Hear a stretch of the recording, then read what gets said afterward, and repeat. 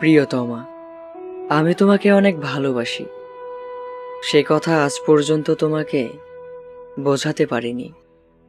হয়তো আমার ভালোবাসা তোমার কাছে নগণ্য ছাড়া আর কিছুই নয়। তবে এখনো আমি তোমাকে ভালোবাসি, ঠিক প্রথম দিনের মতো। আমি এখনো তোমাকে প্রত্যেকটা মুহূর্ত জুড়ে মনে করি, ঠিক আগের দিনগুলোর মতো। তার বিনিময়ে কিছুই পাইনি তোমার কাছে।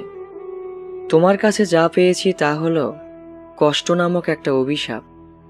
আমি যতবার ভালোবাসি বলে তোমার কাছে গিয়েছি, তুমি ঠিক ততবারই আমাকে উপহাস করেছ।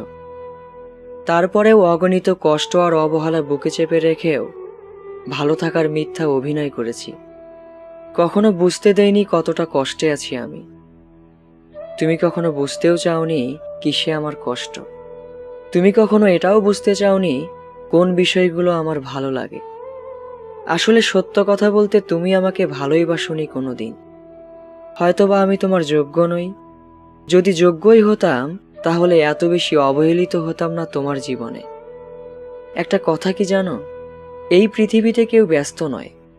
কে কাকে কতটা সময় দেবে এটা নির্ভর করে প্রয়োজনের ওপরে।